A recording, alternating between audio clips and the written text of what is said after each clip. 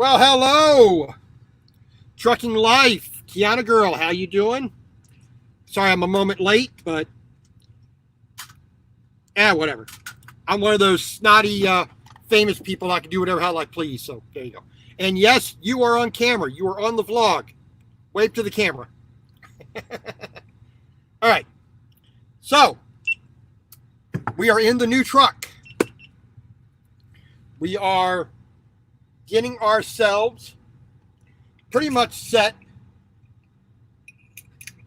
and settled in. Oh, they were here earlier. They were here half an hour ago and then they left. Oh, that's great audience participation there. Well, I'm going to go ahead and answer the question even though you're not here. All right. So, welcome one and all to the old weekend live stream here from the new truck. Well, new to me, as they like to say. But we got pretty much everything set, about 95, 99% within that range, set back the way it was the day before, from when I was still in the old truck, now in the new truck. But everything is pretty much set. So we just got a few things to do. I can just find a dang camera so I can plug it in. So there's little things to move around still, few things to complete. Let me adjust that. Jersey Trucker, how you doing? Kiana, welcome.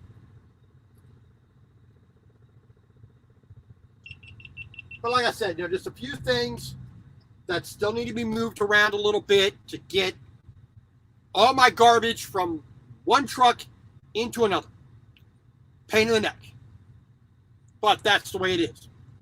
At least I have a truck that now I can go down the road with and actually do my job legally. So we're going to call that, a good thing. But we are still here in Dallas on Bonnie View Road at the old Flying J, Pilot, whatever the hell you want to call it. They're all the same thing anyway, so it doesn't really matter which name you choose. Getting me a little ice water here. A little bit of ice water makes a day go a lot better. All right, so for the most part, we have fully moved in and settled in to truck number 1804. We got out of our original truck, 1801. Same model, same specs, same year, same layout. Everything is basically identical. The only difference is the color of the paint. It's a little bit more to the blue side of green than the black side, which we had in the previous truck. And the fact the truck isn't got the hood and light busted and ripped off and bashed in, and I can open the hood. I can, everything is working for the most part at 100%.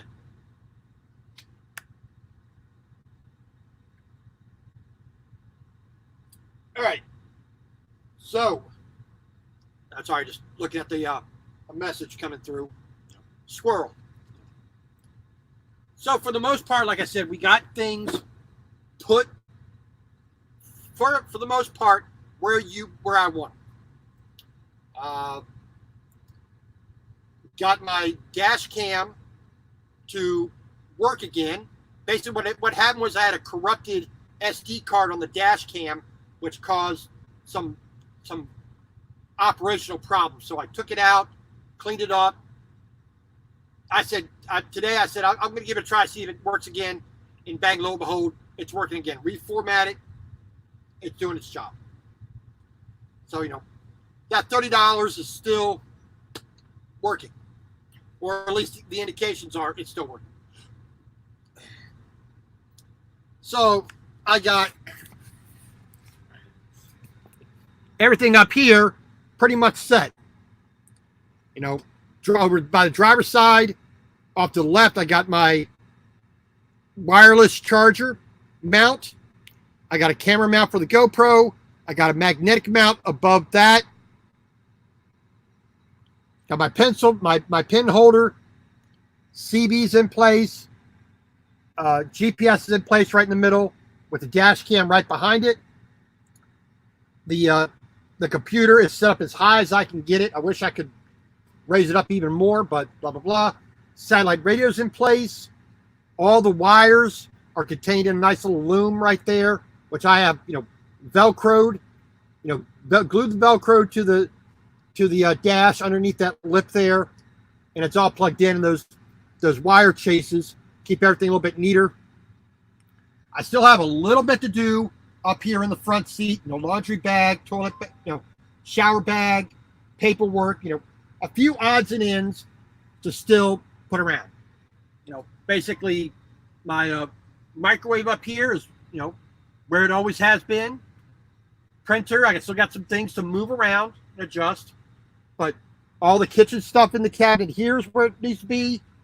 All my vitamins and minerals and health crap and few clothes are over there at the foot of the bed, because there's a 7-8 inch wide cubby over there, so use that.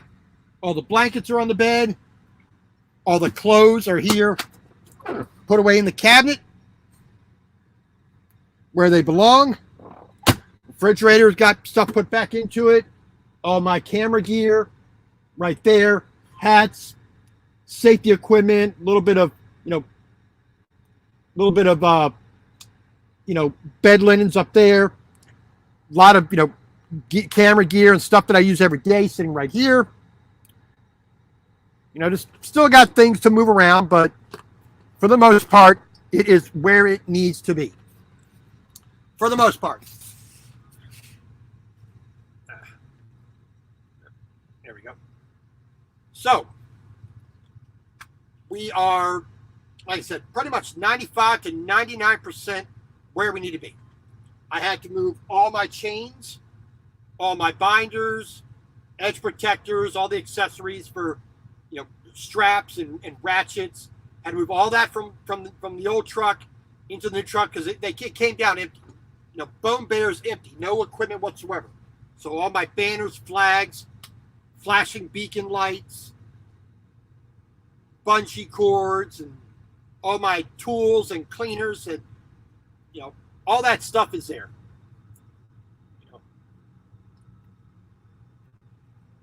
So we got all that pretty much moved over yesterday. Got the old truck up onto the trailer, and the gentleman who brought that down to me, he rolled out, try to get back through Dallas, Fort Worth, get to the north side, so he can get back home.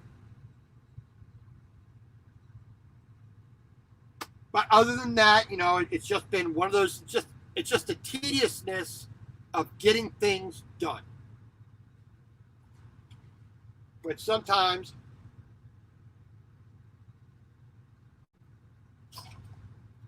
is so tedious that you really don't want to do it at all.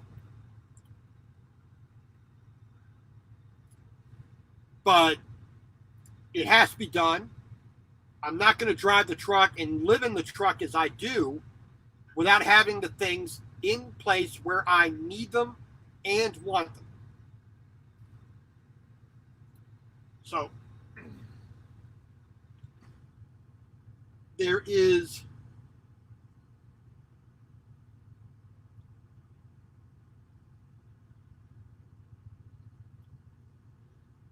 a whole lot more to do for the day. Just the only problem I am currently having is I'm not able to sign in to the ELD, so I have to wait till Monday morning when the office opens up. I can talk to the person responsible, for the ELD, administration.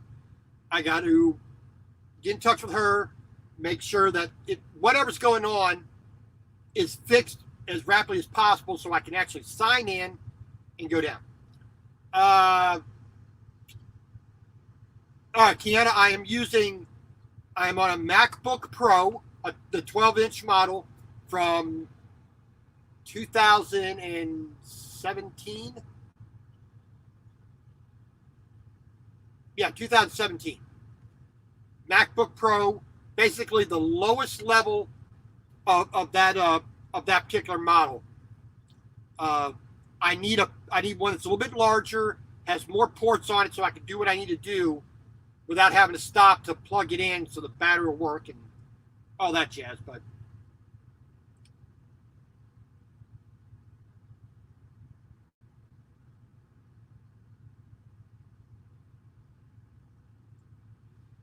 other than that, I'm using I use just a normal camera that comes on it, which I wish I could use my GoPro. I wish I could, I wish I had a way. Dang, come on out there. Damn cords. I wish I could use the GoPro, a much better quality picture, and I have more function with this than I do with the camera here on the MacBook. But until I figure that out, that's what I'm using. Like I said, I'm on Chrome, Google Chrome, because StreamYard, the streaming application I'm using now does not work on Safari, which is a pain in the neck because I'm not a big fan of Google for almost anything. Use their search engine, use some other functions, but if I can, I'd rather, use the Safari, the Apple product, a little bit more, but can't, so there you go. AI caller, how you doing? Thank you for coming in. As far as cooking,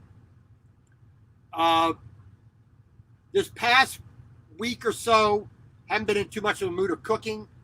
I do have pasta. I do have rice. I have some prepackaged pasta. I got a few ingredients up here: lima beans, peas and carrots, onion. I don't have any meats except for bacon. I got some eggs. I got a few things, but I do need to stop by Walmart to actually do some shopping. I got a little bit of lettuce, hot dogs. I got a few things, not a lot. You're heading to Minnesota, huh? Oh, Minnesota. Well, the reason I'm not a fan of Google, primarily Android, especially with the phones and tablets and computers, is everybody uses it. Everybody overlays their screens and their little bits of programming on top of it. And what happens with that type of system is that compatibility issues come up all the time. All right, so like with the Rand McNally GPS, let me get it here. The Rand McNally GPS, right? This is the TND tablet, the 8-inch model, right? Try to get sorry about that glare. But the problem, this overall, it's a good GPS for me. I enjoy the way it functions for the most part. But the problem is, if you have the standard, like the 740, the 530, or whatever, any of the other ones, it runs on Rand McNally exclusive software from the very bottom all the way up. Rand McNally has much more control. But this is an Android device with the Rand McNally sitting on top of it. And that causes issues all the time. Now, I wish if I had my choice, I wish Rand McNally would do this by using an iPad. If they used an iPad, software as the base, then put the Rand McNally over top of that, I think it would work better. But like I said, I'm a fan of Apple. It works good for me. It's not for everybody. Each set has its own its own benefits. Mr. RLC, how you doing, sir? Welcome in. Hopefully this doesn't bore the hell out of you. Not what you do, where you're running a lot more, but it's heavy haul, so it's slow, it's tedious, it's much more interesting. At least that's why I got into it. But I've had way too much downtime lately, kind of going stir crazy. But I have a load. I'm here in Dallas, on the south side of Dallas. I'm heading 280 miles south to Galveston, down I-45, pretty much. Get to Galveston, I'm picking up two 908 Caterpillar wheel loaders. And I'm taking two of them up to Hayden, Idaho, and to Spokane, Washington, which those two places are about half an hour away. So in total, it's about a 2,500-mile run. Galveston, back up to Dallas, over to Amarillo, get up towards Denver, up to Sheridan, Wyoming, Casper, into Montana, and then I-90 pretty much over to where I need to go. So it's not too bad. And like I said, Android is fine. Like I said, I just, I'm not the most technical person. I know a little bit. For me, Android, it has some great benefits. But for me, it's that reliability issue that I've always had a problem with. Even back in the 90s when I was building my own computers, I always had to worry about compatibility problems, where as soon as I got an app, a MacBook or an iMac or a Mac Pro, whatever I had, a Macintosh computer, an Apple computer, I've had two issues in over 10 years of having Apple products. Two, with any kind of software issue, any kind of compatibility issue, because Apple has enough control, it eliminates a lot of that. But like I said, Android is a lot more open, a lot more free. You get a lot more innovation than you do with Apple, which I'm jealous of, but I want the reliability, especially in a GPS. That's part of my job. And yeah, RLC, if Google did their maps or Apple did their maps that offered a truck version like Garmin, like TomTom, like Rand McNally, I mean, if Rand McNally offered a version that I could download onto the iPad, I would have the iPad up there instead of this.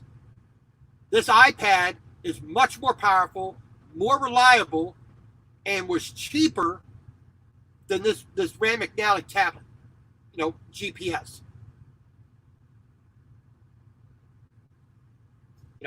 This was $500. This was $330. It's bigger. I have more functions. It's more reliable. This thing's crashed, I don't know, 12 times in the past 2.5 years, 2 years. And I truly, when I had the 740 Rand McNally, it was all Rand McNally software and everything was proprietary to Rand McNally from the ground up. I had zero problems with that GPS. I wanted the slightly larger screen and a little bit of different functionality from the 740 to this. It works just slightly differently. But like I said, the only difference really is this is an Android device. I don't use any of the Android functions. I only use the GPS functions.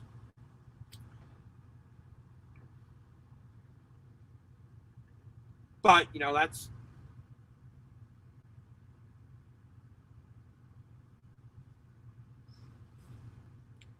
Like I said, but that's a matter of choice. That's the thing. I've had people ask me those kinds of questions. What's the best for this? What's the best for that? what do you recommend for this? I'm going, well, and I tell them straight up, I can't give you a good answer, because what's good for you and works for your way of thinking and doing is not best for me. I can expound on the benefits of all my devices, phone, watch, computer, tablet, earphones, everything being Apple. But I like Apple. I'm not a fanboy. I mean, there's still things I think that should be done different with it, but I just prefer it. I think they do a good job with it. But there are times where certain things don't need to have as much functions. This is one of them. I don't need a web browser. I don't need to get on YouTube on this thing. I don't need to look at put games on it. I don't need that on this. I need a GPS. The only functions I ever really need extra on a GPS, traffic, and weather.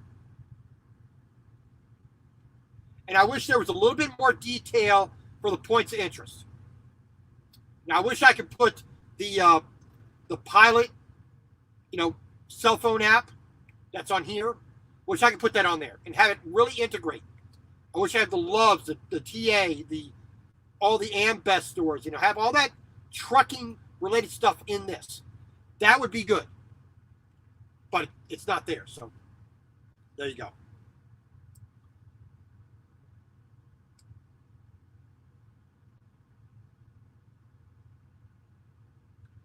But,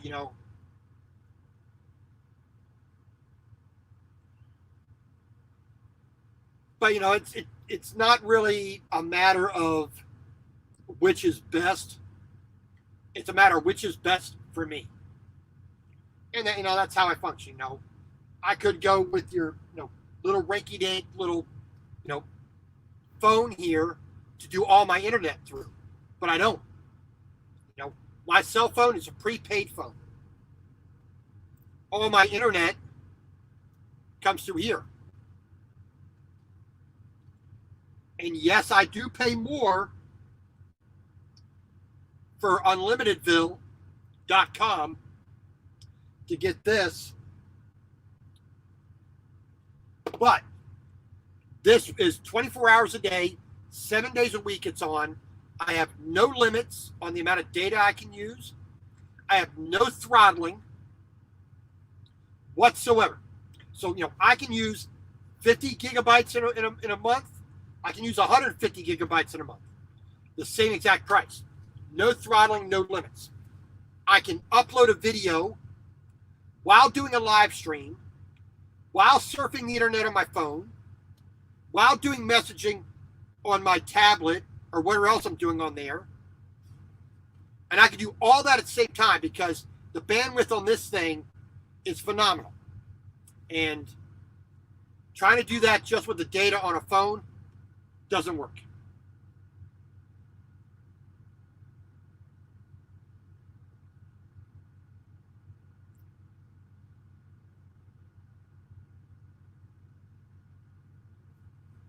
But like I said, that's all personal choice.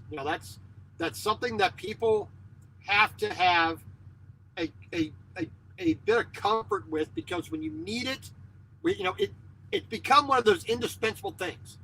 Your internet access is now one of those indispensable things.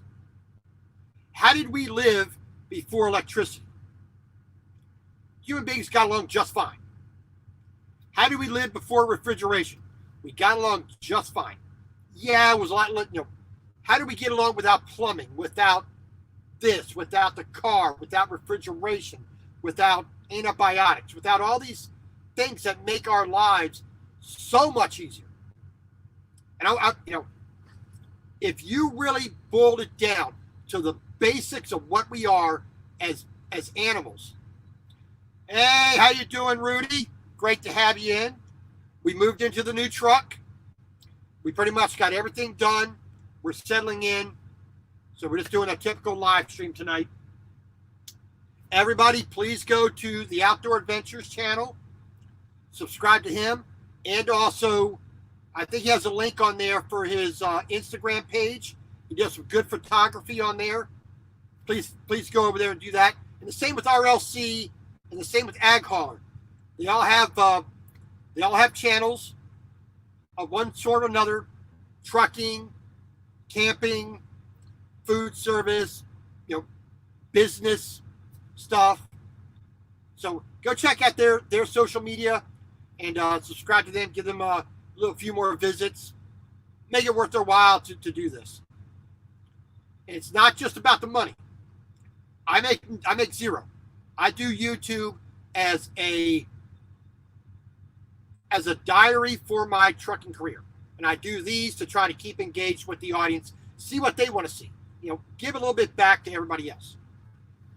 I mean, if I make $0, I don't know, it doesn't matter because I do this as a hobby. So now I lost my train of thought. Oh, but whatever. Thanks a lot, Rudy. You blew out my brain. And Lynn, welcome in, out, over 50 and fabulous. Thank you for coming in. All right. Like I said, I pretty much got basically everything done with the truck. It's the same model, the same year. It has a few more miles than what my other truck had. But other than that, the biggest issue was the last guy who was in here was a smoker, so it still got a bit of smoke smell. I mean, I've been Febrezing the heck out of it, So got the windows open, blowing through all day, trying to air it out. I got the carpet cleaner. Mitch, let me pull it out here. See if I can pull it out. Here we go. Got the carpet cleaner, which I just need to do a little bit more. Go over the floor again. Hey, TJ, how you doing, sir? Welcome in.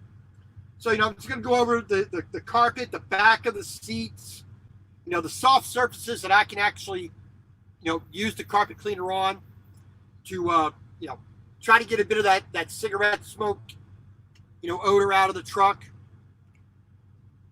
Put my own personal funk on it, as we would like to say.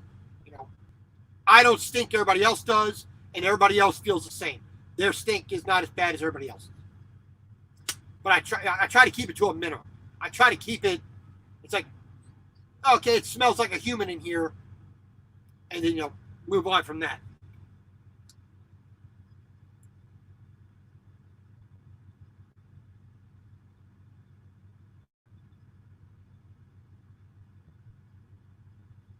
But other than that, the truck is identical, except for, the number on the hood. I went from 1801 to 1804, 2018, 389 Peterbilt, 18-speed gearbox. All the rest of the configurations is identical. The paint, like I said, is a little bit more bluish. It's still green, but a little bit more to the blue side than the last truck, which was more to the black side. Very dark green versus more of a bluish green. Like I said, the only main difference is that this APU is a different model, so it has a different setup over here, which I actually like because the last one had the big round 1970s knobs. This is a panel with the push buttons on it. It's like, come on.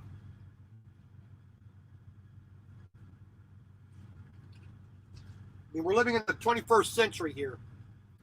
Why don't we have, a little device like this controls all that,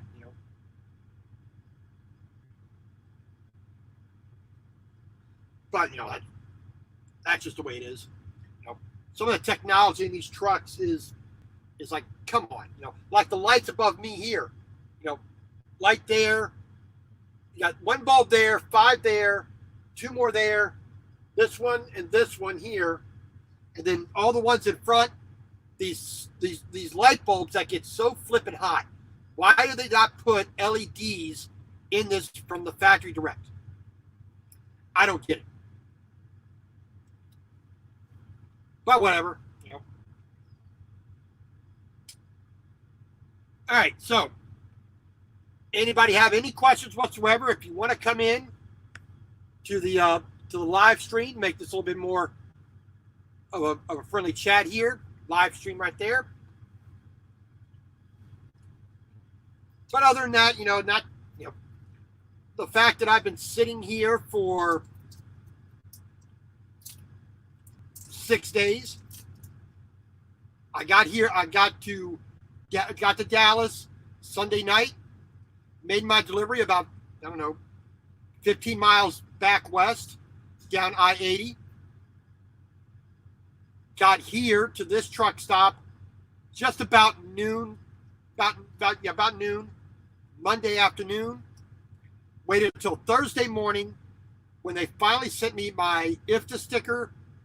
They did an update on the ELD, and I finally got a load Thursday morning, and I would have been able to roll out and get down to Galveston, picked up my load, and been back up here to near Dallas, a little bit south of Dallas, at least to Houston.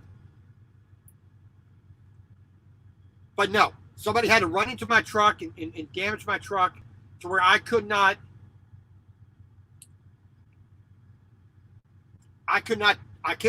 it. They weren't going to repair it.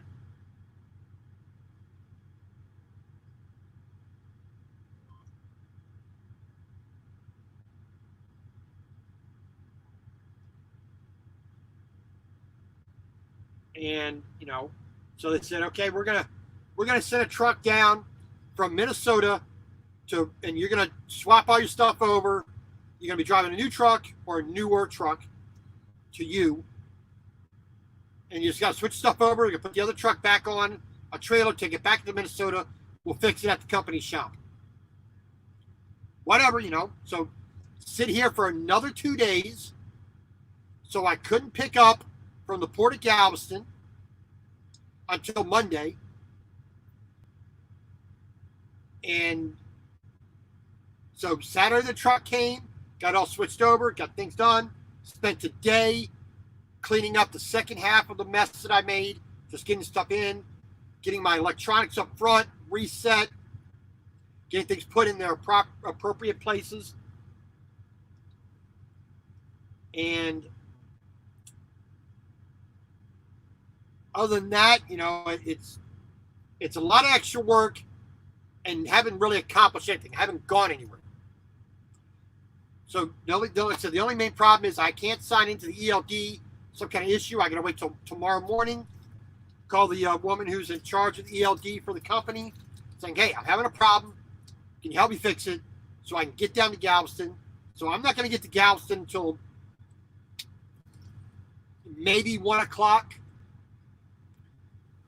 Try to get a little as north as I can, hopefully north of Houston somewhere. Keep the fingers crossed on that one. I got the harbor side there on Galveston Island. You got the Busy Bee a little bit north of that, near Texas City. And then you have 2 pilots, I think up in the Houston area. But hopefully I can get a little bit further than that. But we'll see.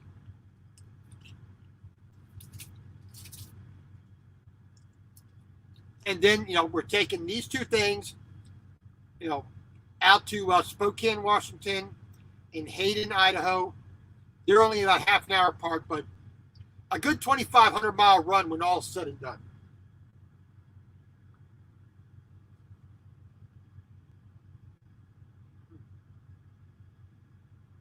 All right. Stomach was a little bit upset, so I just needed a little bit of food in there to calm it down a little bit. Pardon me. So, like I said, we sat here at this truck stop here on the south side of Dallas for a week.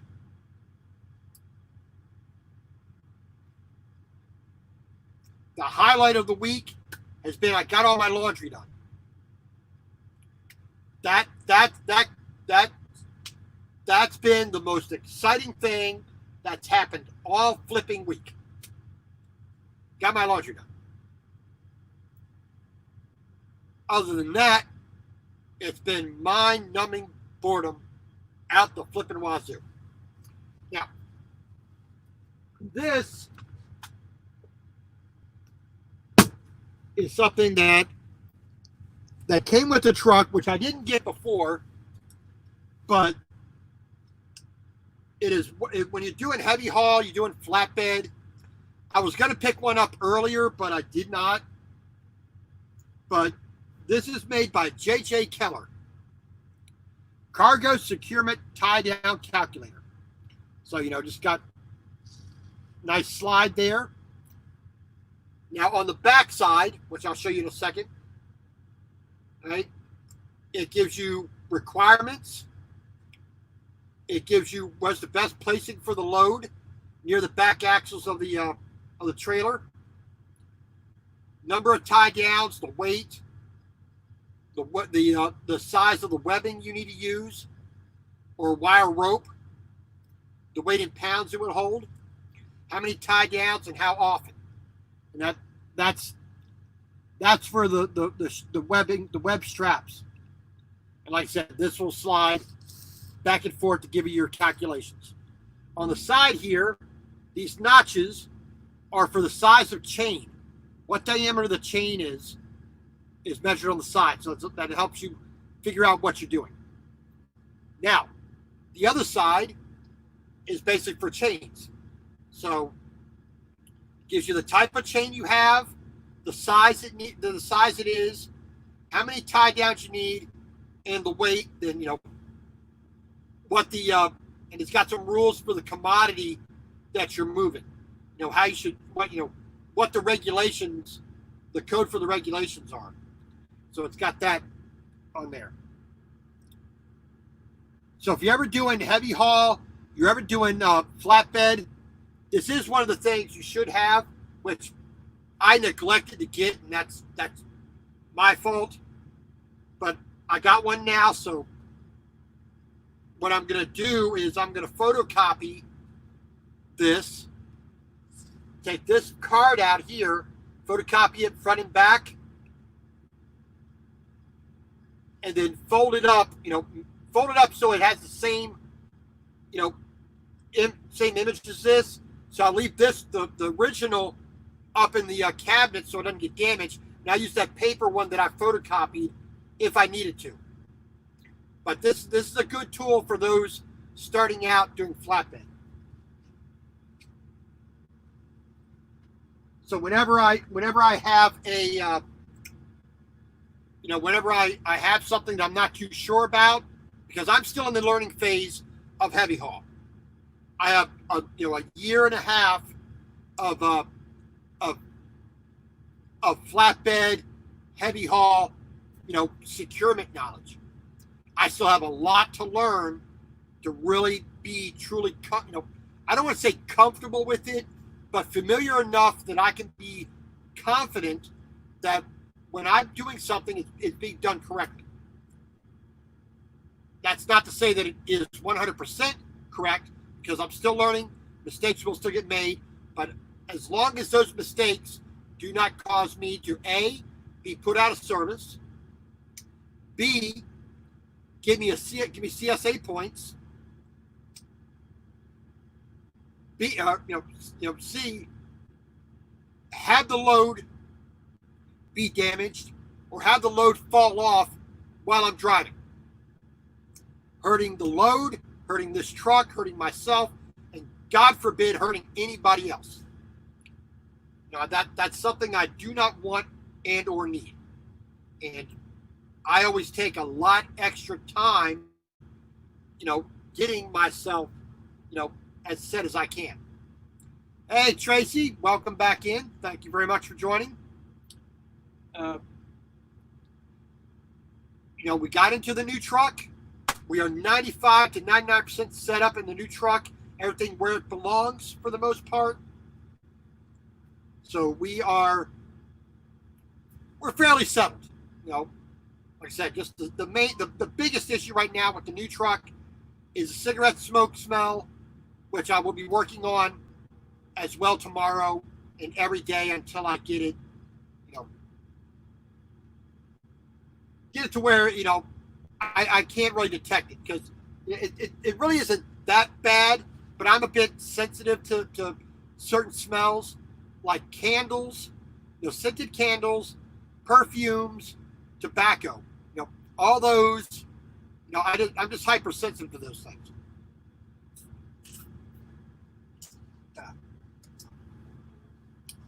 But, we are not really, we're just having the cabin fever right now because, an entire week of sitting and waiting.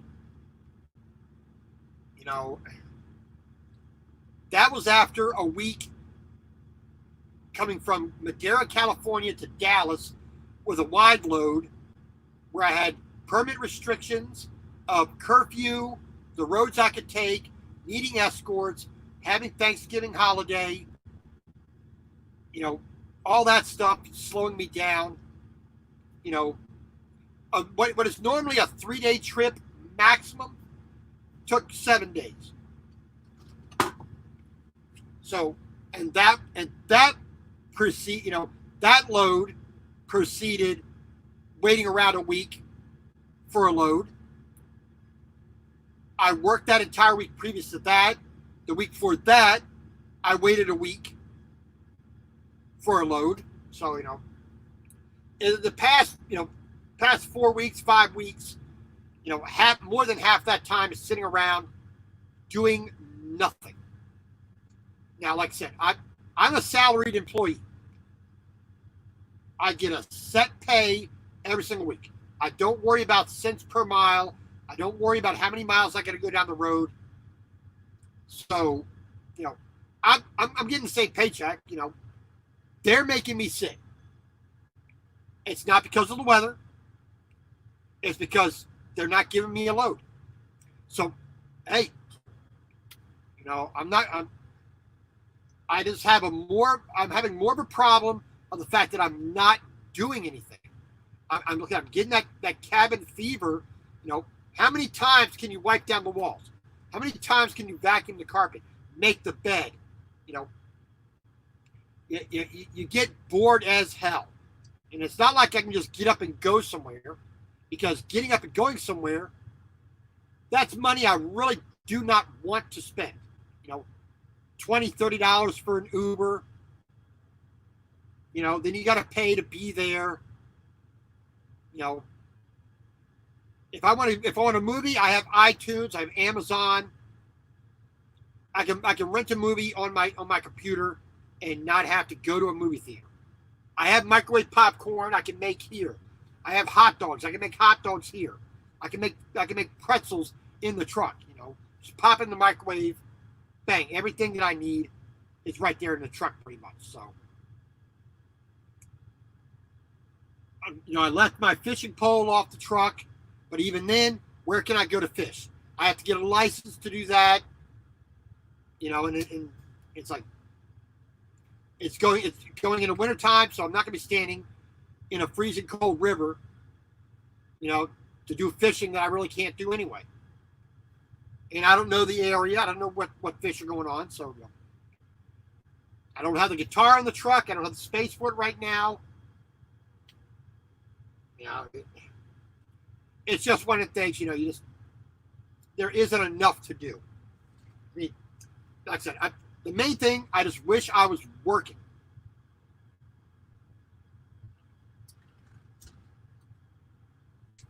But I'm just sitting. And sitting is not a good thing for me.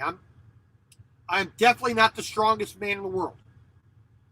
Far from it. I can lift my body weight, but my thing is I have a greater endurance than a lot of people. That's why I was a cyclist for almost 30 years. Putting 120 miles on a bike in a day was nothing. I enjoyed the hell out of that. I could work as a landscaper, as an arborist, 15 hours a day. putting a 100-pound log on my shoulder, hiking it uphill, then going back, grabbing another one, dragging big, brush up the hill, grinding it, holding a chainsaw in my hand all freaking day. Cutting firewood all day, laying sod, digging out trenches and laying up concrete and putting down pavers. I could do that all day. I have a good amount of endurance. I'll go slow, but I will achieve more than someone who's going fast who can pick up, I'm He-Man. I can outwork you by the end of the day. I'm not going to try to outwork you in that short sprint. It's not a sprint, it's a marathon. By the end of the day, it has to be done. If you burn yourself out in the first half an hour, 45 minutes, and you're no good for the rest of the day, big deal. You didn't do yourself any favors. You're not doing your customer any favors, so there you go. And I have basically that same approach for the truck. I don't have to drive. I wish my truck would do 80 miles an hour. But I'm perfectly comfortable running at 70 miles an hour and getting there safely. Or 55 or 65. Whatever the max speed that I am allowed to go. Let everybody else fly past me. Get pulled over by La Policia, get into an accident sooner, get to the scale house sooner where they're going to get pulled in, a lot sooner, get inspected. Hey, you passed that other one, 40 miles back, and you should only have gotten here half an hour ago or half an hour, from now. You were speeding. Let's take a look at your logbook and all that jazz. It doesn't make sense to try to rush to do any of that to me. But like I said, the main thing is, I just want to be doing my job. Give me a load. I don't care what it is. It fits on the back of the trailer. It needs to go from point A to point B. The company may not make a profit, but they're at least going to cover my salary, the fuel, the def, the maintenance, the insurance, the wear and tear. The basic operations of the business are going to keep going. You may not make a profit. You may make 1-2 cents a mile for a profit. But that's better than having a truck driver earning a full week's pay, burning some fuel in the APU, eating that money up. It doesn't make any business sense to me to have that. I'd rather have, a 200-mile run here, 150-mile run there, something short, just to cover the costs. That's it. Or even at a minimum, a portion of the cost. In business, sometimes you have to take a loss, but you want to keep that loss as little as possible. So it's either a 100% loss doing nothing, or a 50% loss doing something. Would you rather lose $100 or $50? Yeah, but that's the choice that was made. It's not my decision. I do not own the truck. I do not have my own authority. I do not lease this truck. I don't have that decision-making process. I'm just an employee. It comes over that little computer. Hey, go over here, pick up this doodad, put it on the truck, take it over that place, and give that doodad to these people. Then once that little process is done, receiver pays the shipper, and whoever is obligated to pay us, this company, they pay the company, that goes through the process of the company, then I eventually get my paycheck. So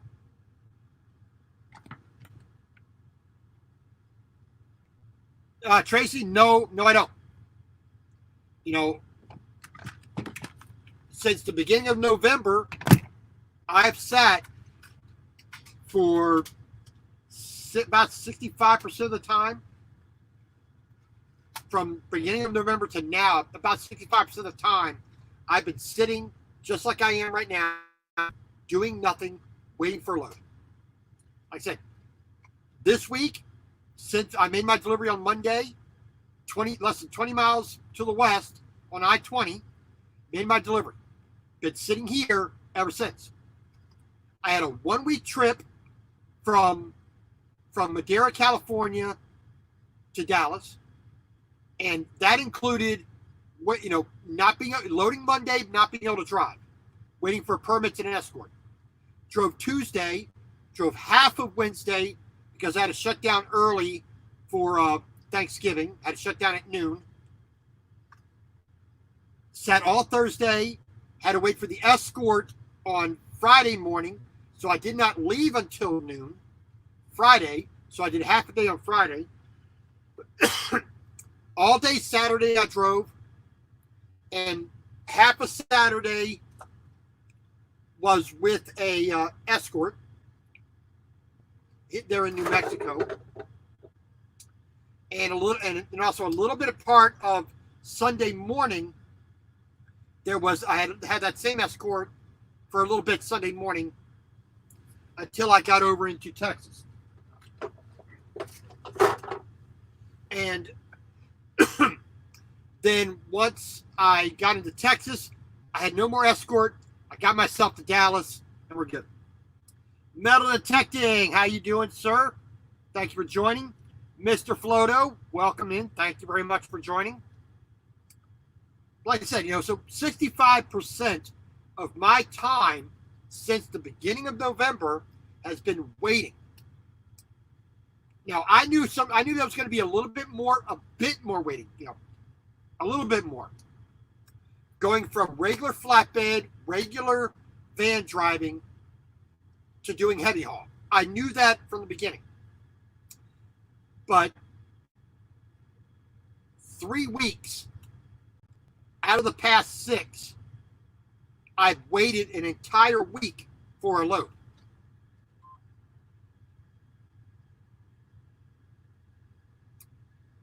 And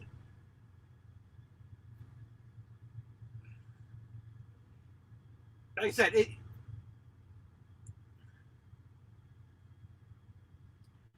it's just, you get into, you want to work, but you're not allowed to work because the company is saying, sit there and wait till we give you something. Now, if I was on cents per mile,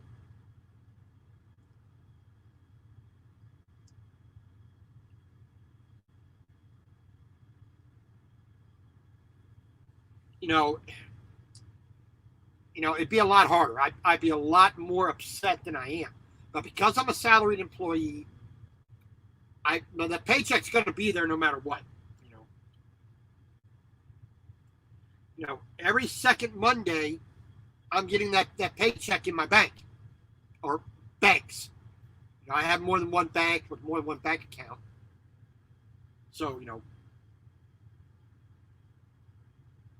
that, getting the paycheck isn't the problem. I'm getting the paycheck. It's the fact that I'm sitting here like a bump on a log and bored out of my freaking skull, Ralph, okay. So, long and short of it. Thursday morning, I'd been sitting here since Monday. I'm sitting at the end of the row in the middle, go around the perimeter. You got, parking lots around the perimeter. I'm in the middle row. I am the last truck on the end. I have trucks in front of me. Everybody in the row to my right. You got the lane to drive in. Behind the trucks in front of me, it dips downhill a little bit. There's the boss shop and idle air, parking all the way around it. Off to my left here, there's a gap to drive on. Then there's a row of trucks there, and it bends around the back all the way over the pumps. Well, somebody was kind enough to not use their eyes or their brains or the mirrors on the side of the truck or any common sense, of how to drive. not doing the basics of driving. So they came from my right-hand side across my front and made a left-hand turn down the left side of my truck in this lane here. Now, instead of being on the correct side of the road, which would be on the trucks opposing me in their parking spots, being on that side of the road, he was closer to me and turned right into me, and his trailer hit my hood, bumper, broke out my headlight assembly, back, pushed it back into my fender, pushed the fender into the tire, considerable amount of damage. Several thousands of dollars of damage to the truck. Made the truck inoperable because A, I cannot open my hood to check my fluid, so I can't do a pre-trip, which prevents me doing anything. If I can't do a pre-trip, I cannot legally go down the road. That's one. Two, I can't open the hood to see if anything's damaged under the hood. I don't know if anything's going to run or not. Or if it does run, how long it's going to run. The light assembly on the Peterbilt, got that pod that sticks out, destroyed. The metal's cracked, it's bent back, so I pushed back into the fender pushed into the tire. Hood's bent, scraped up, broken, bumpers pushed back, preventing the hood from opening up. So, couple of grand worth of damage, just for the parts. And then you have the labor into it, and it's, ridiculous amount of price. So, like I said, I got my load Thursday morning, had my new IFTA sticker. I was ready to rock and roll. I could have gone to my pickup down in Galveston Thursday morning. I could have rolled down there. I could have been in Wyoming today. At a bare minimum, I could have been in Wyoming today. And that's with a lot of freaking goofing off. But the company decided that they're not going to repair it here out on the road. So they sent the truck from Grand Meadow, Minnesota, company headquarters, where their body shop and their repair shop is at. Brought this truck down. So it got here yesterday. Got here Saturday. So, got the old truck down to where he parked and got the RG in, opened up, and got the new truck off. And I took the old truck down there, left my trailer in this parking spot. So then spent, Saturday morning moving all my stuff out of the old truck into the new truck, basically just throw it in. Don't even think about where it's going to go. Just get it in the truck so this guy who brought this one could get the old truck back up to Minnesota. And then, so yesterday basically the only thing I concentrated on was getting the bed made and situated. So I could have a decent night's sleep without stuff falling over the place and stepping on stuff. And then just today, I got pretty much the rest of everything put where it needs to be for the most part. It's still about 95, 99% complete. For the most part, once you start, making those little dents in the things being where they're supposed to be, it just makes it a lot easier. When you live in a 7x7 cube, for the most part, you take out the bed and the cabinetry, and you're left with not a whole lot of space.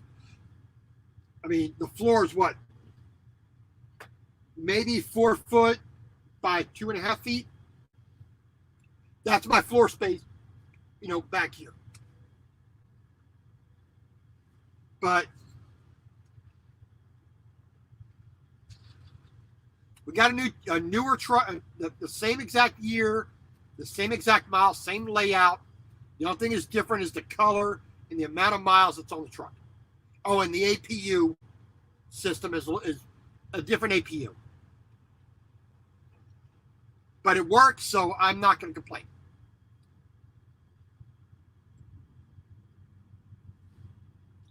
All right, so that's pretty much the long and short of me.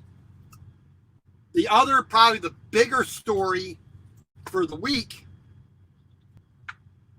is, of course, everybody who's in trucking or knows anything about trucking is this bankruptcy with Celadon Trucking. And I believe, if I remember right, their headquarters is up there on the south side of Indianapolis. And once again,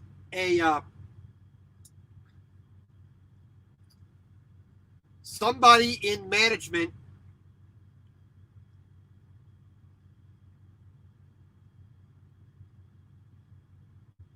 has totally destroyed a company that was fairly successful.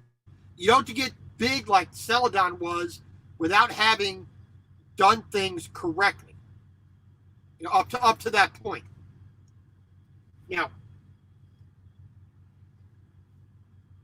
when you have people in management who fail to understand the business, who fail to understand how to do basic business, not just trucking, basic business. You don't have debt, you make a profit. And you follow the law, you navigate all the restrictions and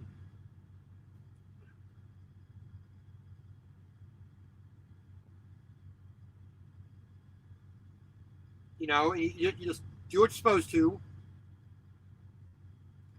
And you manage to not spend more money than you earn. You spend money when you have to on the things you have to and in the most intelligent way you possibly can.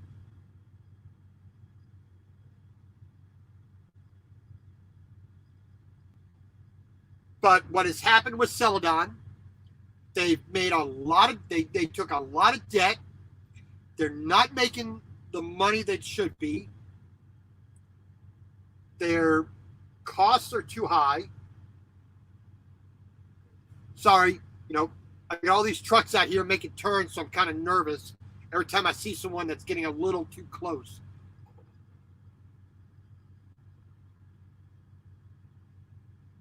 All right. He managed to go without hitting me, so. But, like I said, we are looking at a company where the people at the top, the managers, the vice president, the CEO, COO, the people who are in control of that money, or in control of the policies, in control of, how do we spend, the money we've earned. Well, they have royally screwed up a successful company. They have taken it from a company that was worth what the stock said it was worth to now being worth nothing. Hello, Stephanie. Welcome in. It's either very late or very early for you. But, like I said, this company has been, just screwed over like nobody's business, And, we saw that with other companies. This past year, Falcon was destroyed in the same exact manner. It wasn't the drivers. It wasn't the work. It wasn't the regulations. It wasn't the cost of doing business. It was the knuckleheads at the top who think that they are somehow smarter than everybody else because they come to work in a nice shirt and a tie. They think they have the knowledge and that they can do no wrong. Oh, we have this great idea. Let's go buy this thing. Let's go invest in this. Let's do this. And they learn that they don't know what they're doing. Well, they really don't learn what they're doing because they keep denying that they're doing anything wrong. So, so my first company as a truck driver was Watkins Shepherd. Based out of Missoula, Montana. They had terminals near Salem, Oregon, down in Los Angeles, California, Fontana, Phoenix, uh, El Paso. I think no, not El Paso. Uh, Myrtle, Mississippi, Dalton, Georgia, New Jersey, up in uh, up in uh, up in Chicago. Carol Stream. Maybe one day, sir. Maybe one day, Faye. But like I said, I'm just going by what the news is and giving my opinion. So not really complaining because it's not affecting me. It's just my viewpoint on it. Mr. Jordan Doss, how you doing? Or Douse? I think it's Douse, correct? But like I said, these companies have like I said, Watkins Shepherd. What I started with first, LTL, less than truckload, local delivery, carpet, furniture, flooring, a small amount of reefer. They dabbled into flatbed, but that really didn't go anywhere. But it was a successful company. 30 years or so in business by that time that I got there in 2017. They were bought out by Schneider. The orange trucks, the big pumpkins. TJ, no, I'm still in Dallas.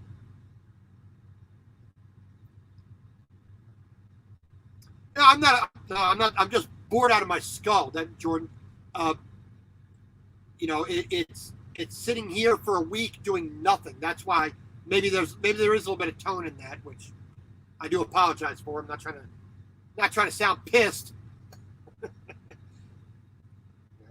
I already had enough of that when I got hit on Thursday, but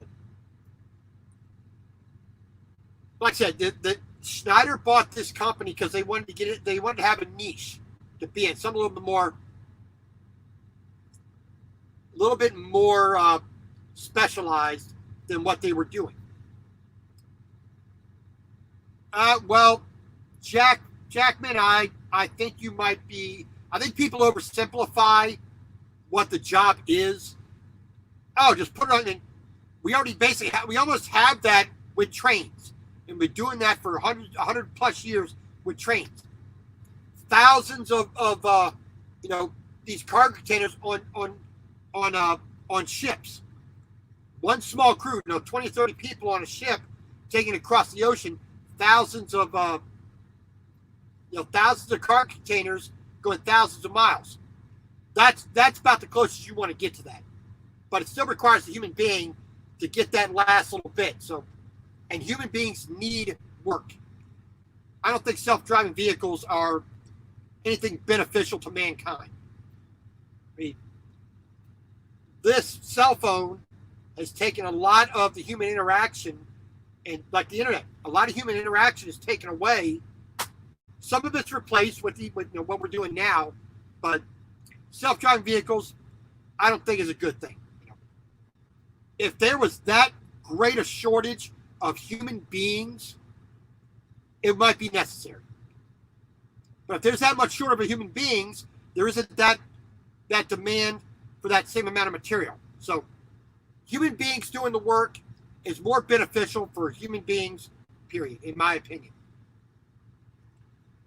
So like I said, let's get back on topic. Schneider bought this company, Watkins Shepherd, and in 4 years, 2016, when they bought the company, to 2019, this year, they took a successful division, a successful company, made a division which they left alone for a couple of years. Then they started putting their own policies in place, their methodology in place, and they found out it wasn't working. They did not know how to handle that specific field, that specific type of trucking. And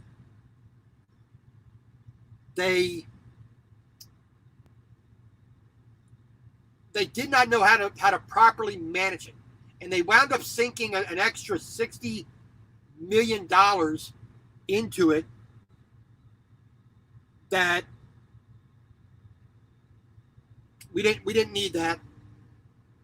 we didn't need that attitude there, Jackman.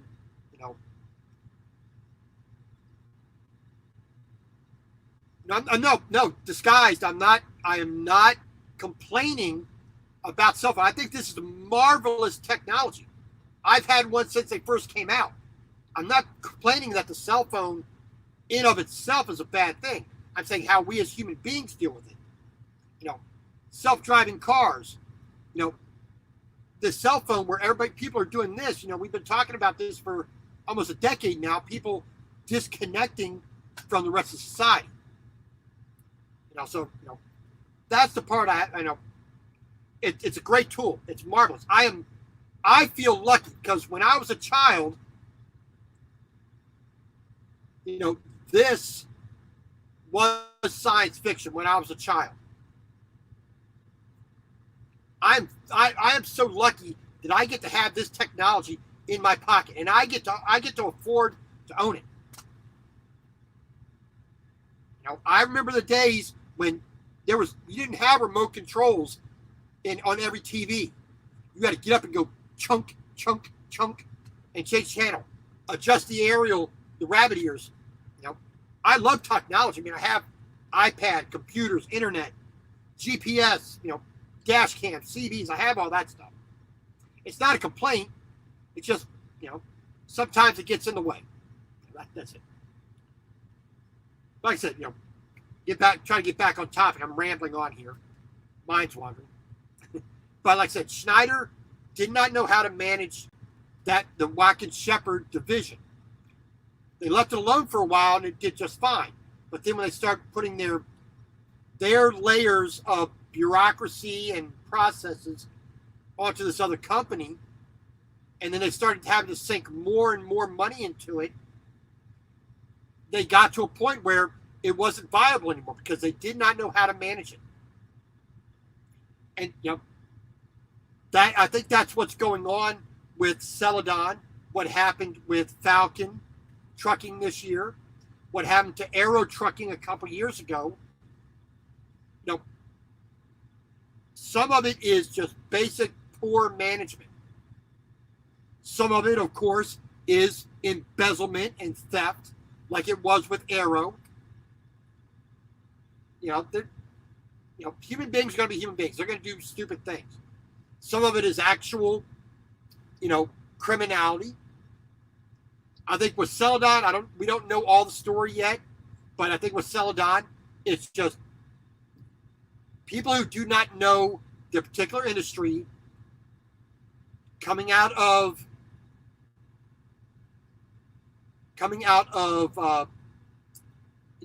business school, thinks they know it all, going into the real world, and they learn that the real world doesn't work like that. Well, to a point, Disguised Weirdo, to a point. Why not use the absolute best tool for the job? If I'm a mechanic and I have a set of tools that are wearing out and don't fit every single thing that I'm doing to a car, I may be a mechanic for 30 years, but if I cannot do the job efficiently and properly for today's environment, what good of a mechanic am I? The GPS is a tool, just like this paper map. This paper map is made by the same exact company that made this. This is more interactive, provides more information, reacts quicker than this does. I can navigate by this to a point. In order to get all the information, I need 55 of these books, minimum. Where I'm going with this, because this only has so much of a resolution.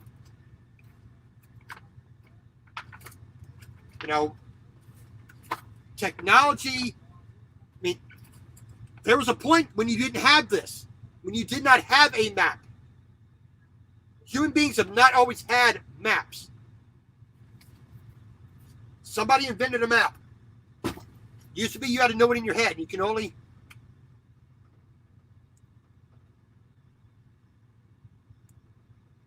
And no, I do not use them all at once. 99.9% of the time I'm using this. Because this is better technology. This technology has its place. But why would I use technology that is lacking for me to be able to do what I need to do? You know? I mean, why are we using a diesel engine? You know, oxen would get the same stuff to the same point eventually. Do you take a bicycle to the store to buy your ice cream, to buy your eggs and your pre-made salad and your hot dogs? No. And that's my point. Sometimes technology does make us lazy. That's why, you know, having self-driving vehicles like Jackman was saying, it's not necessarily a good thing. This makes it easier. It doesn't always make it better. It's kind of what my point is, I guess. No, it isn't. But anybody who ever, you know, we saw that when GPSs were going into a lot of cars. We all saw those stories on the local news. Man uses GPS, turns on the train tracks, and gets run over by a commuter train. Man turns down a dirt road and falls into a ravine because he was following the GPS. It's not the technology's problem. It's the human being's interaction with that technology. That's the problem. Hell, you can go on. I can do a Google search right now for stupid truck drivers following Google Maps instead of getting a truck GPS because they don't want to spend the little bit of money that it costs. For the 100,000+ miles I put on a truck in a year, $500 is nothing.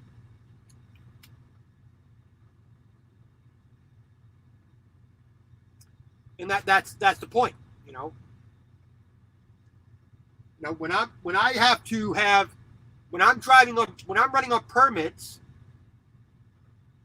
this is not the easiest tool to use. The GPS is not the easiest tool to use when you're driving on permits and you got to plug in all those waypoints for all those turns. It's easier to have a piece of paper handwritten in my hand where I need to turn and at what distance.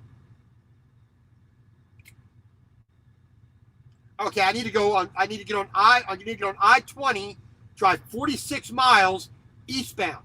Get off on exit 2, take that south on US 22, take that 14 miles, turn left at McKinney Street, go 5 blocks north, turn left again at What's a Doodle Drive, follow that till it turns into US 6, take that back up to US 20, get on the highway and on the ramp going east again. You know, there are times where the technology is not easier to use. Now, I'm not making that claim. I'm saying the vast majority of time it is. But it does not replace what little bit of brains God gave us to make that critical decision. Because a self-driving truck, you know what that information on there is going to be based upon? The information in the GPS. They take the GPS.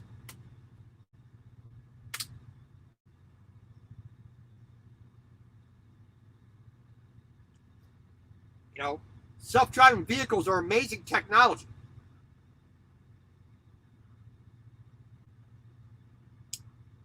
Oh, hey, Nathaniel. My trailer is a Manac, M-A-N-A-C, a 48-foot step deck, all steel trailer.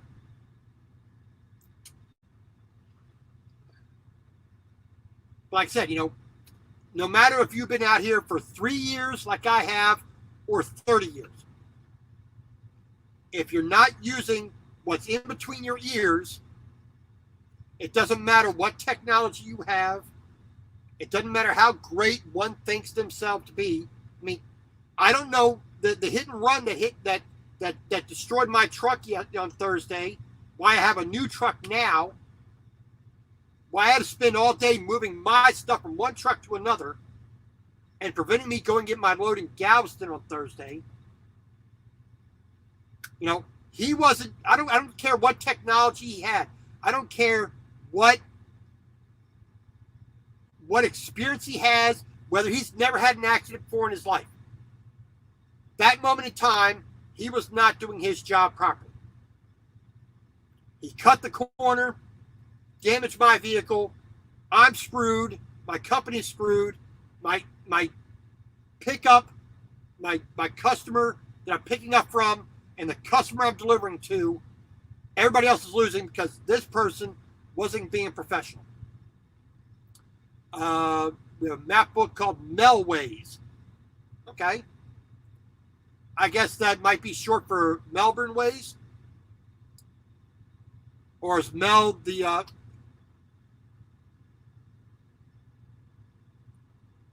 like I said, you know, technology is an amazing thing. You know, and most people have a misunderstanding what technology is. Technology is this high-tech cell phone, the GPS satellite system in outer space, that book, this dish towel. It's all technology. You have to understand what technology is first. Weaving was a technology that human beings at one time did not have. But we've had this technology for over 5,000 years now. We don't think of it as technology anymore. It is. No, almost no other animal has technology the way we have. Now, birds, beavers, some insects, other animals do employ technology, making nests, putting foliage on their bodies as disguises. They do have a rudimentary technology. Like they have rudimentary intelligence, rudimentary emotions, but only human beings is that those things way up high. Good evening, Stephen. How you doing, sir? But like I said, you have to use your head. When I sit here in this vehicle and in just a little shy of 3 years of driving, I've been hit by a so-called professional employing their technology of a vehicle, cell phone, GPS, and all that. I get hit because they can't park. Yeah, I thought so. Made sense to me.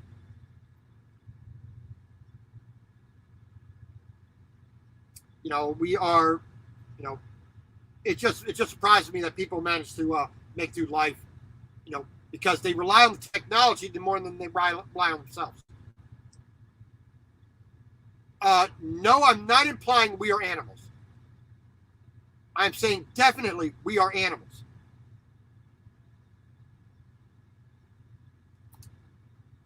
You show me one biological function that is in any way different than any other animal. We are 999999999 on to infinity, percent similar to almost every living organism on this planet. We are so close in relations in our DNA to a squirrel, a fly, a tree, a paramecium. There's very little difference between us.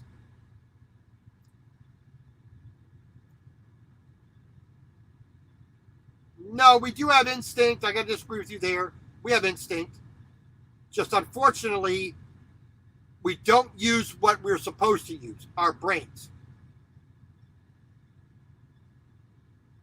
Or disguised weirdo, I'm a Catholic. There's nothing in evolution that contradicts our creation. Nothing.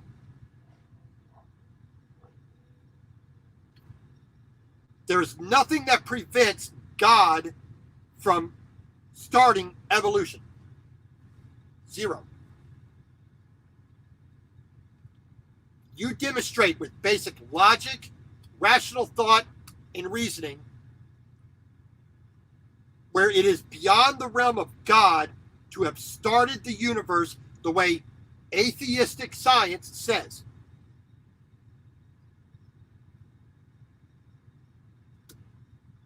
It can't be done because man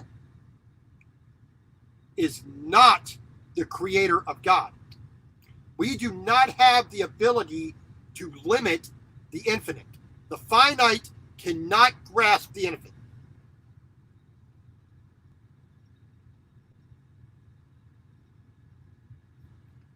No, instinct is not thinking as we, as human beings, think. It's a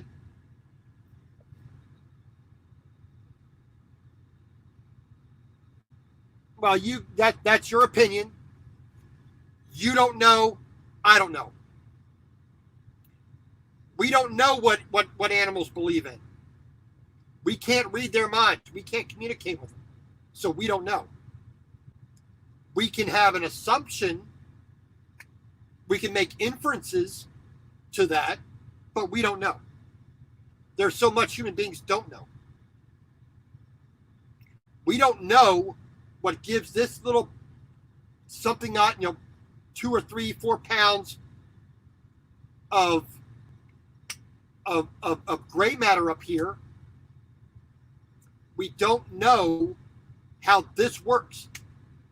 We don't know how it gives us sentience. We just don't know. And I was agnostic for a long time. I have questions, but I found a better sense of understanding being Catholic.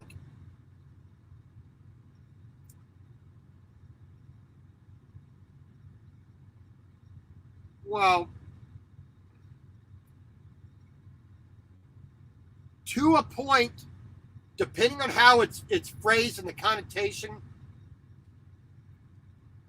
I agree with you in one aspect, but in the same, that last statement is, they know what they need to know for their survival. What more do they need?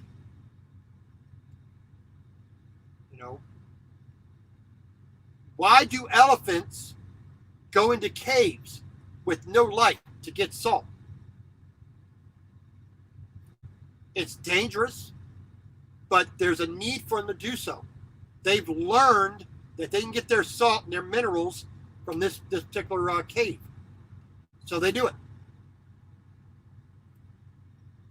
Why do birds fly south for the winter? They've learned that if they stayed here, they would freeze to death. Take a little flight down south, hang out there for a little bit. When it gets too hot, fly back north.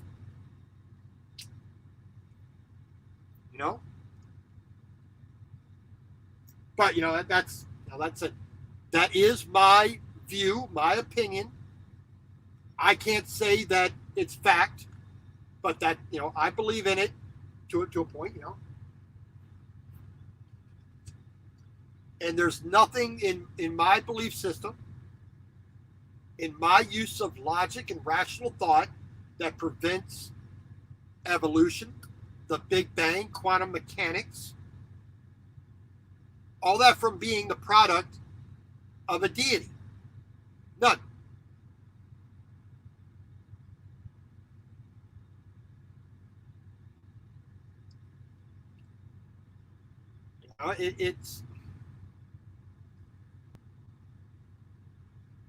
it's just one of the things, we all have to approach life, and we all gain the ways of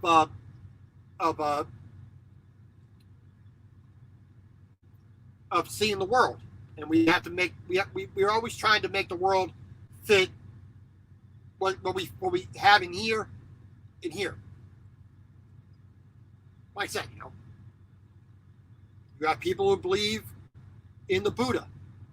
You got people who believe in nothing. You got people who believe in God. Zoroastrianism, Buddhism, Jainism, Shinto, animism. Pee Wee Herman is the second coming of Christ. You got people who believe all kinds of things. But, that's human beings for you. There are people today, well, I don't know whether they believe it or not, the earth is flat. We never went to the moon. Elvis is still alive. There's a secret society running the entire world, and we're all just pawns in a little game.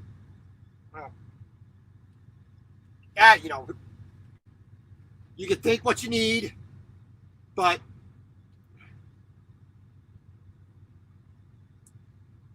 there's things that in the world that I don't have enough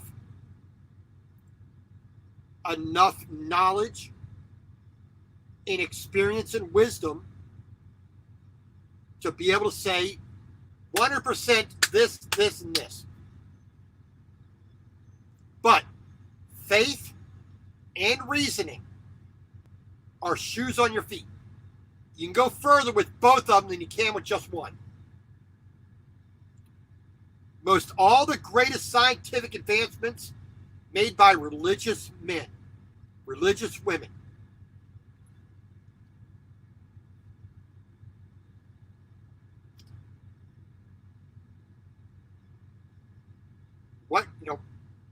Let's take a good recent example in human history.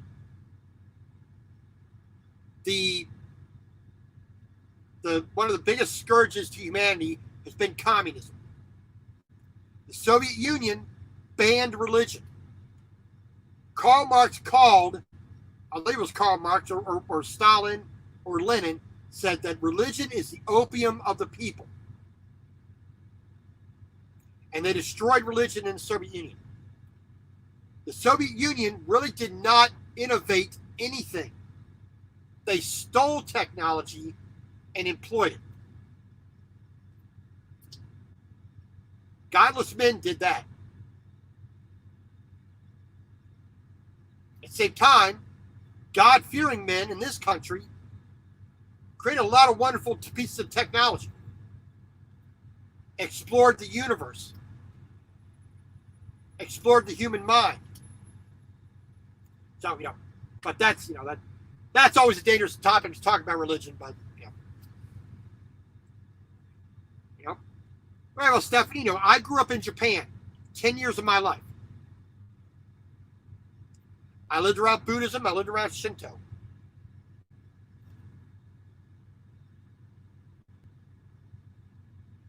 It has its place in human societies that that works for some people. It doesn't work for me. I know the story. I know the story pretty well about the Buddha. Siddhartha Gupta, I know that story.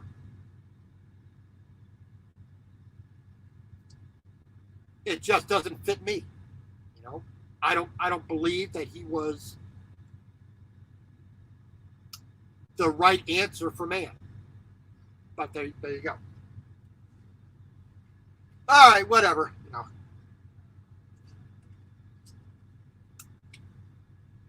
Whenever you talk about philosophy, especially religion, you get yourself in a big hole and you start pissing a lot of people off.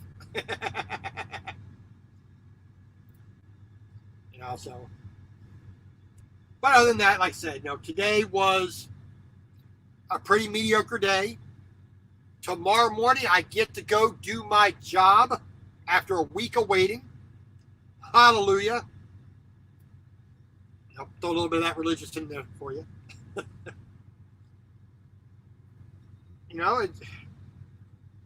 It's not it's just been, this past month for me has been long, slow, and boring, 65%.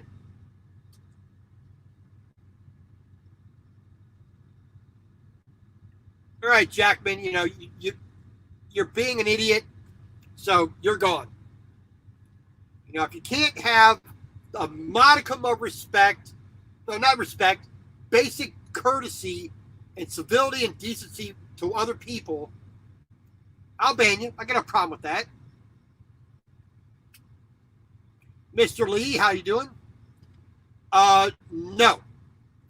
As far as truck driving, Mr. Lee, no, it doesn't. They may do some rudimentary training for securement, but for the most part, they want you to have some kind of experience prior to coming here, which is the way I did it. Like I said, I went to van driving first to get the basics of truck driving down.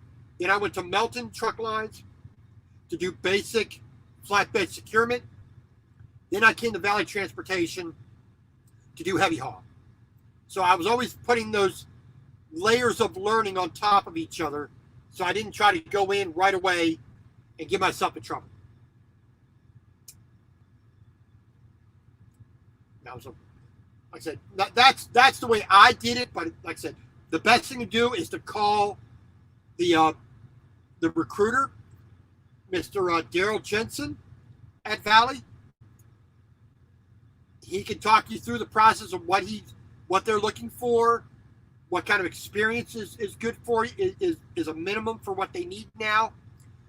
Valley did start a van division, so I think they're putting a lot of the newer people who start out with very little experience, putting them into the van division first, from what I know, or what I understand. So they don't have a lot of guys in van, but they're building that up.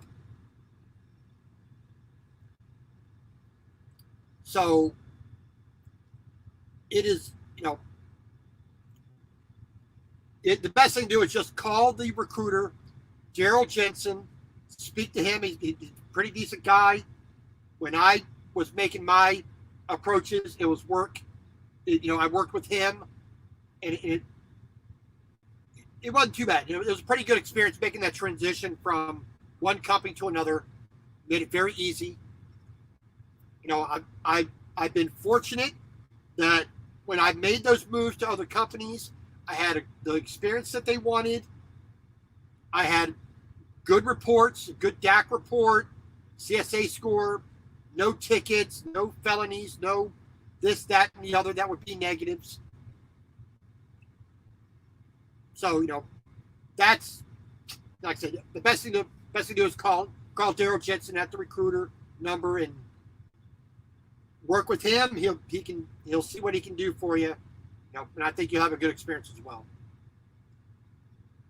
And caller, to a point that that sometimes you just have to, you have to force yourself to learn.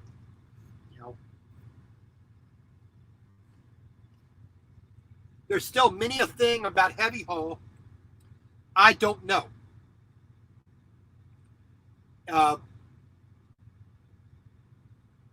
So every day I'm getting a little bit more knowledgeable about my job.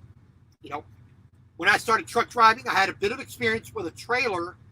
So when I moved from a trailer I couldn't see in the mirrors to a trailer I could see, it was easy for me. And then 13 months of driving van, I learned a lot about truck driving.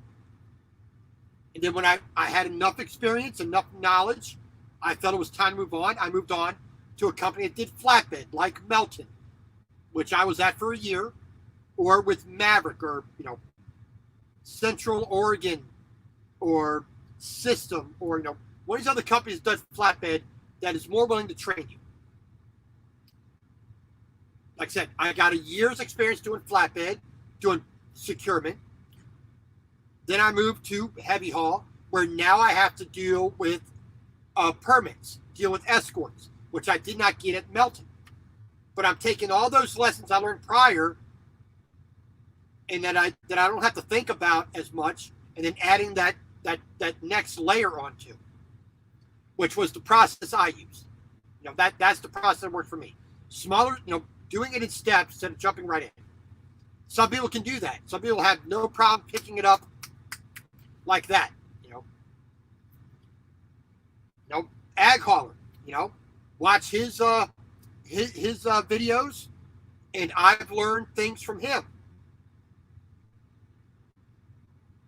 So it. No matter what job you're going into, there's a best way for you. There's a best way for me. There's a best way for Tom, Dick, and Harry.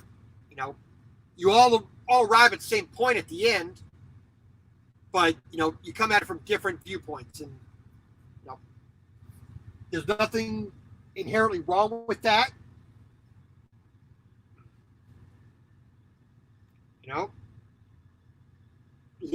Going from driving a standard width 8'6" wide truck and backing into a parking spot, whatnot, going through the fuel islands and driving in downtown traffic and up and downhill on the snow and ice and high winds and all that jazz. That's one set of skills. But now doing heavy haul, where I've had, more than 80,000 pounds. I've had 14'6". I've had 14 foot wide.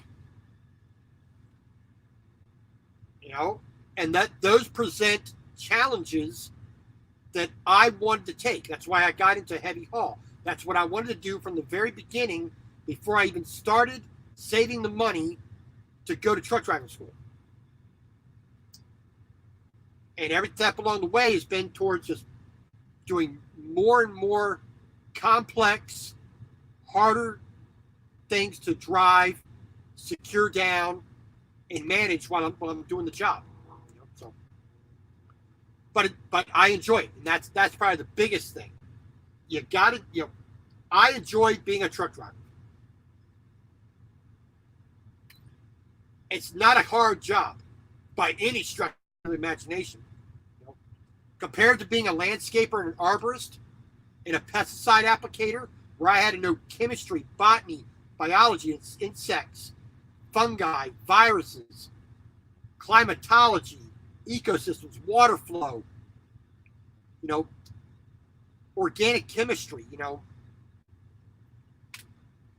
I had to know all those to do that job. Being a horticultural specialist, I had to know all those complex sciences. Being a truck driver is a hell of a lot simpler. While common sense is usually more referred to as uncommon sense because it seems to be lacking, and good judgment, we see it all out every day out there. They don't use judgment, good, bad, or indifferent. But like I said, everybody has their approach to everything in life. Mine's just a little bit more thought out, I think, a little bit more planned out for the most part. I don't worry about the timeline that I get there, but I'm going to do this step, then this step, then this step.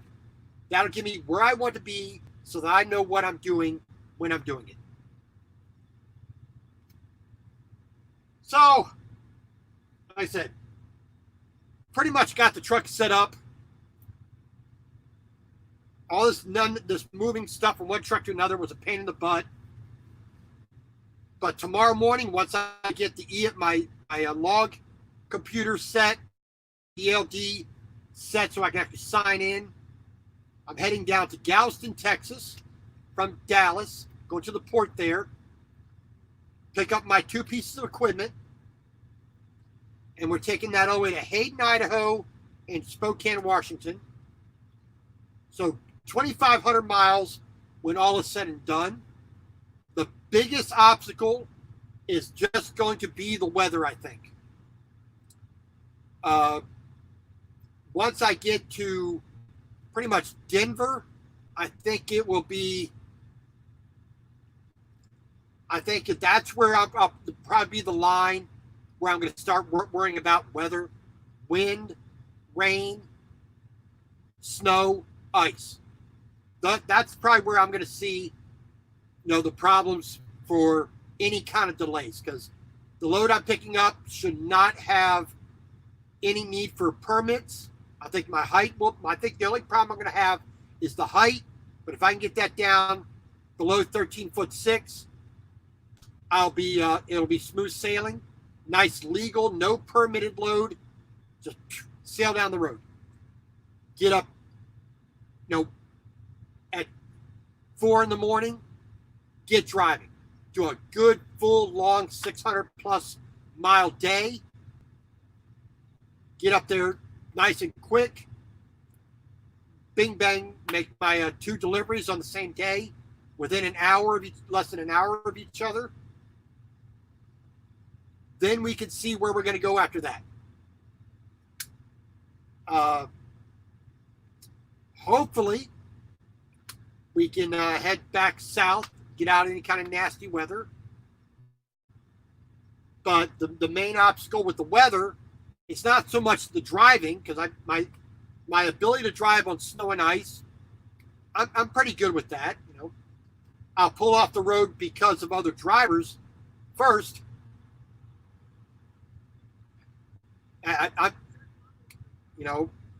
These people pulling around too close to me now, I'm just so nervous when I see them make that turn. They're cutting the corner too much.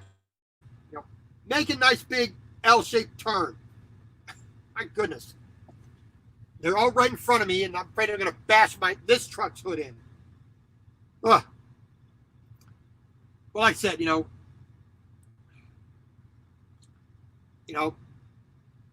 I get off the road not just for what the conditions are. If I feel I can get on the road safely, I'll do so.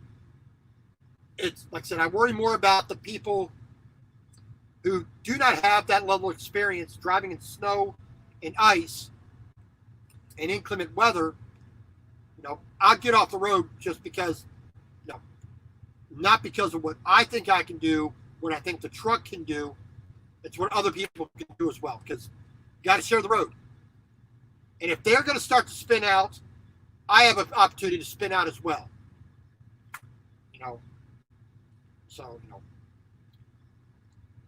That may be the only real delay. And the fact that this company does not put chains on the truck, no driving on snow and ice, I might get delayed for that. So, hey, I got no problem with that. I'm not out there just to get the load there. I'm there. I'm doing to do it safely and legally. And if I'm bashing into things, damaging the load, I didn't do my job.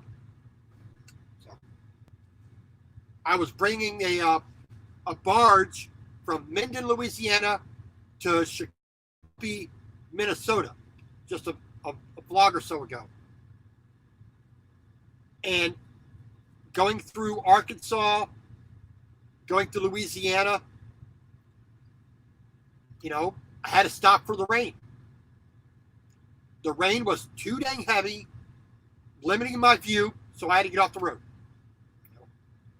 When I'm 12 foot wide, I got to worry about the other people who are not going to stop. Who are going to hydroplane and slide into me. So it gets too heavy, get off the road.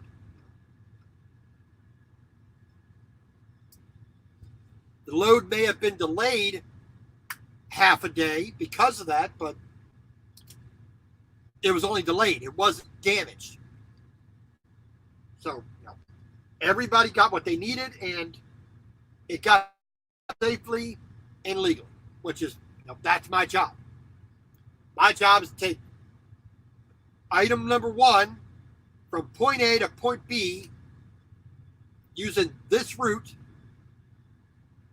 under these rules and regulations to do what the job requires. And unfortunately, I see too many guys out there, their only thought, I got to get there now. They put the blinders on. They don't look left. They don't look right. They're not watching their gauges. They're not watching up the road. They're going like a bat out of hell as fast as they can. Speed limit says 55 for trucks. 70 miles an hour down the road. Trucks must use left lane, cruising in the right-hand lane. Don't do their pre-trips. Don't obey the rules of the road. Drive reckless. You know, I don't do that. I don't like that. I may get, you know, accused of being too slow. You could have got that load there yesterday. Yeah, maybe I could have. I did. That's my responsibility, not yours sitting in that office. And I'll make that judgment call every single time. And I've told managers before, you may go ahead and fire me, but I'm not going to violate my conscience, my knowledge, my skill, my license. I'm not going to risk my livelihood, get your piece of garbage, whatever it is, down the road a couple hours faster. That's not why I'm paid. All right, Ag Hauler. Have a good night, sir. All right. But that's my 2 cents or tenth of a 2 cent, my little pea brain. So overall, we had a successful day. We got the truck pretty much set up. All my electronics up front, camera gear, GPS, dash cam, satellite radio, CB. The little office tote is all set and ready to go. Everything in the back here, kitchen, sleeper, refrigerator, camera gear, clothing, and everything else pretty much is where it's supposed to be. Truck's clean. I don't have a lot of piles of garbage or dirty clothes built up because I got all that taken care of. I just need to hook up my satellite radio antenna outside. Get with the administrator for the ELD at the company tomorrow morning so I can actually sign in, because it won't let me sign in for some goofy old reason. And, you know, a little bit of wipe down here and there just to, you know, get the cigarette smoke out of here. And then we can get back to trucking. At least until my next week of sitting around. 65% of the past 6 weeks sitting around doing nothing. Going crazy. So tonight, and what time is it now? We are going on 7:00.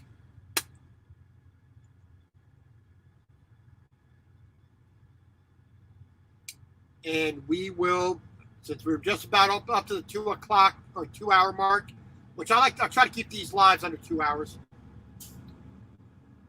So everybody who joined in who wasn't being a jerk, like Mr. Jackman there, the language I didn't appreciate, the insulting behavior I didn't appreciate. You know, I don't have moderators. I don't think we need moderators because I should be able to trust everybody to be an adult here, which that's all I want from anybody. You know, civility, courtesy, decency. We're all good. So, Steven, thank you. Metal Music, Ag Hauler, Stephanie, The Sky's Weirdo, thank you much. Mr. Lee, Nathaniel. Let's see who else joined in here.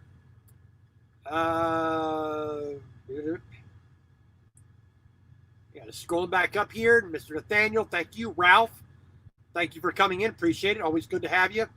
Mr. Diesel Trucker, thank you very much for bringing up some good points. I appreciate it. Good discussion. Mr. TJ Jones, thank you very much. Always appreciate your watching your videos as well. Mr. Douse, Jordan Douse, thank you very much. Metal Detecting, UK, Tracy, thank you very much.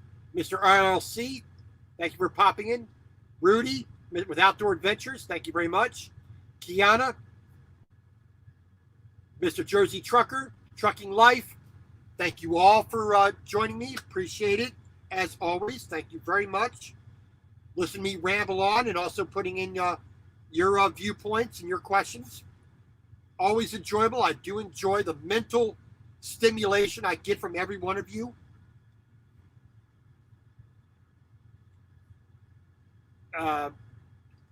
So we are going to sign up for the night. Thank you very much for the attention. And I just want to say God bless every one of you. Hope you have a good day tomorrow. Start the week off with a smile in your heart. And I think we all will have a good day. At least I think I'm going to. I actually get to work. First time in 7 days, I actually get to do something. 2 hours in a week is not work. That's goofing off. So I'll say good night to everybody. Thank you for coming in. God bless and see you all later. Thank you very much.